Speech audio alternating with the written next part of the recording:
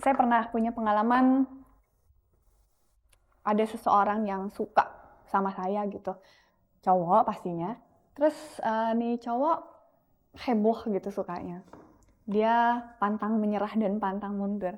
Pertama kali saya terima surat itu kan ke rumah, dia nyeratin ke rumah. Terus lama-lama dia memberanikan diri untuk ketemu saya di kampus.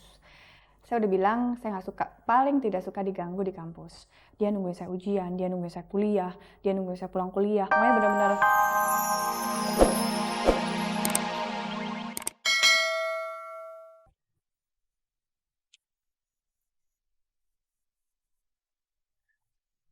perjalanan karir saya dimulai waktu saya ikut perlombaan Gadis Sampul majalah Gadis tahun 1988 dan saya dapat juara kedua. Setelah itu saya diajak oleh Bang Acil Nasrun untuk ikut dalam sebuah filmnya, yaitu film Elegi Buat Nana. Saya bermain sebagai masih figuran, membantu Ria Irawan dan Rian Hidayat almarhum.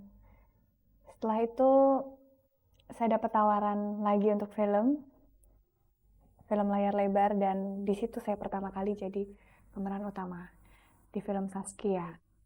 Saya main bersama Mbak Nurul Arifin dan Riko Tampati. Setelah itu saya baru terjun dalam dunia sinetron. Waktu itu saya diajakin sama Mas Dedi Setiadi dan juga Dede Yusuf untuk memerankan salah satu tokoh dalam Jendela Rumah Kita.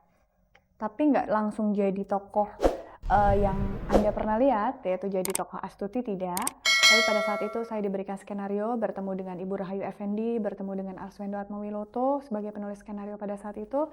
Dan saya harus dites atau melalui suatu audisi untuk mendapatkan peran keponakannya Dede atau jadi pacarnya Dede. Waktu itu saya bukan melawan ya, di audisi dengan beberapa orang calon yang lain. Dan alhamdulillah akhirnya diputuskan saya yang memerankan tokoh Astuti.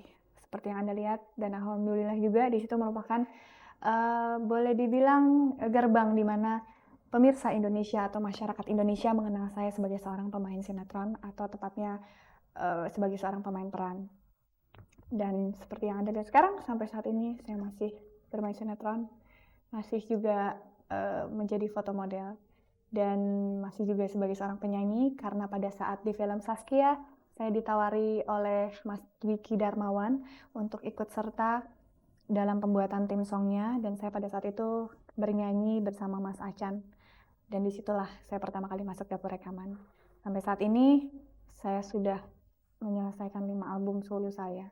Walaupun di tengah perjalanan saya menyelesaikan 2 album pop Sunda, dan itu khusus untuk tim song atau ilustrasi musik di film-film saya yang bernuansa Sunda juga, yaitu film Jual Tampang dan Glenn Kemon Mudik, diproduksi oleh pengusaha atau produser yang berdomisili di Jawa Barat.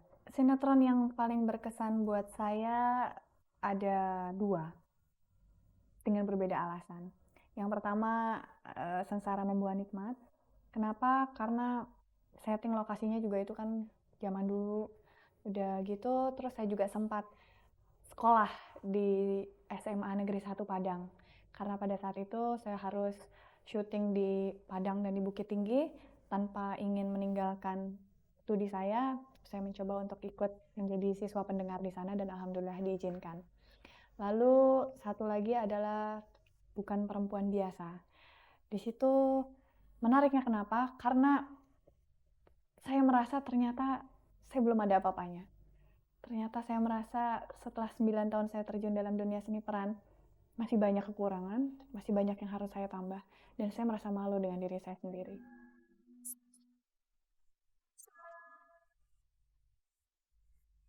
Yang di bidang sinetron saya pernah memperoleh, ya kalau menurut saya sih boleh dibilang prestasi, masuk sebagai nominasi pemeran pembantu terbaik waktu itu, tapi nggak menang waktu di buku harian. Dan juga kemarin saya dapat pemeran utama wanita terbaik, nominasi juga, itu juga nggak menang.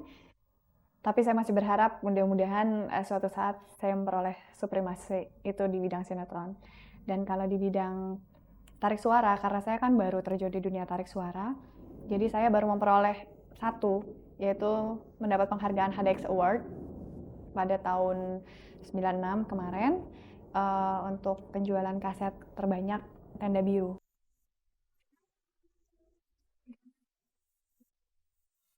Saya manusia biasa yang selalu tercetus tersulut gitu emosi saya kalau saya mendengar penilaian yang buruk tentang diri saya.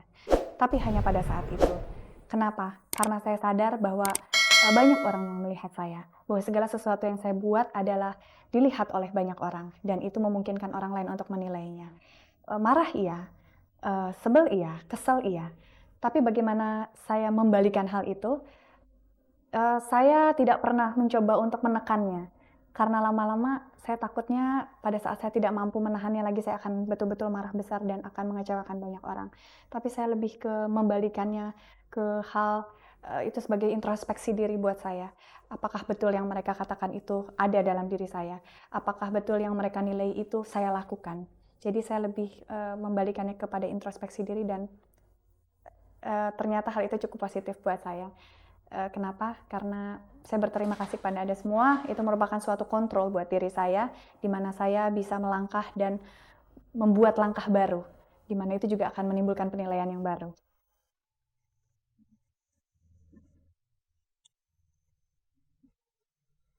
Kalau saya dilahirkan kembali, saya nggak pengen jadi artis. Saya pengen jadi seorang ilmuwan. Saya pengen menciptakan sesuatu itu yang bisa bermanfaat bagi semua orang. Dan ilmiah. Saya bukan mengatakan bahwa seni tidak ilmiah, tidak. Tapi saya pengen menjadi ilmuwan, tidak menjadi artis.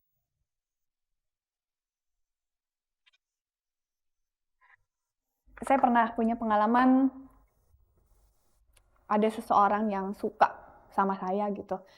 Cowok pastinya. Terus nih cowok heboh gitu sukanya. Dia pantang menyerah dan pantang mundur. Pertama kali saya terima surat itu kan ke rumah, dia nyuratin ke rumah. Terus lama-lama dia memberanikan diri untuk ketemu saya di kampus.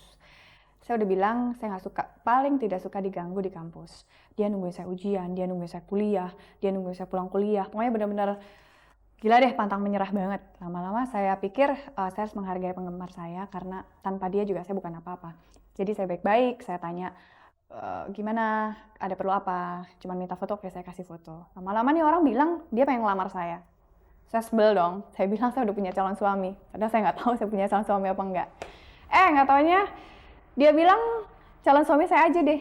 Wah, saya dari situ baru ngeliat mungkin ada sedikit kelainan sama dia. Terus udah gitu saya marahin dia. Terakhir kali saya bilang, jangan sekali-kali lagi ketemu saya. Kalau enggak, kalau masih berani ketemu saya di lain hari, saya akan bertindak sesuatu terhadap kamu. Habis itu dia nggak berani lagi ketemu saya. Terus ada lagi yang lain, dia datang ke Sukabumi, dia bawa uang, dia bawa saudaranya, dan dia pengen ketemu sekali dengan ibu saya untuk melamar saya, dan ngasih istilahnya seserahan gitu deh, ngasih sesuatu gitu sebagai tanda bahwa saya sudah dilamar sama dia. Ibu saya ketawa, ibu saya bilang, wah anak saya kenapa, nggak kenal kok atau segala macam gitu. Terus dia bilang anak saya udah punya tunangan, biarin bu, kan belum dilamar kayak gitu-gitu. Terus ibu saya tetap dengan pendiriannya bahwa saya tidak bisa menerima hal ini. Kalau yang pernah ketemu langsung dengan saya adalah orang yang pada saat lebaran dia ngasih kalung sama saya, kalung emas. Dan dia sangat bangga sekali, sangat bahagia sekali bahwa itu hasil jerih payah dia sekian bulan atau gimana lah, THR, entah saya juga nggak ngerti. Tapi dia memberikan itu sebagai tanda cinta kasih dia sama saya. Ya, saya nggak bisa apa-apa, saya cuma bisa bilang terima kasih. Dan tapi saya sebagai manusia yang normal dan perempuan yang normal, saya juga pasti ada perasaan takut ya untuk menghadapi laki-laki seperti itu. Jadi saya sebisa mungkin memberikan pengertian sama dia bahwa saya udah oke, saya terima dan ini sebagai ucapan terima kasih, dan saya lebih menegaskan bahwa itu adalah tanda dia sebagai penggemar saya terhadap idolanya gitu. Jadi saya tidak mencoba untuk menyimpulkannya sebagai suatu tanda sepasang kekasih yang saling bertukar cindera mata gitu. Dan kayaknya sih dia nggak ngerti, soalnya setiap kali saya show kalau nyanyi, kebetulan saya nyanyi di Jakarta, itu orang pasti akan ada terus. Entah itu mau di yang jauh banget gitu di Jakartanya yang udah saya nggak kepikiran dia pasti nggak akan datang, nggak taunya dia datang. Dan saya takut sekali. Bener, sangat takut.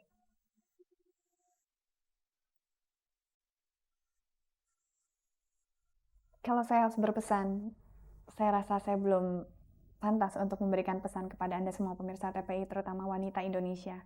Tapi yang jelas saya ingin bertukar pendapat dan mengeluarkan pendapat saya bahwa kita harus menjadi wanita Indonesia yang betul-betul menjadi seorang wanita. Terlebih menjadi seorang ibu, itu adalah suatu pekerjaan yang sangat mulia dan profesi yang sangat mulia bagi anak-anak. Karena anak-anak adalah benih dan generasi penerus bangsa.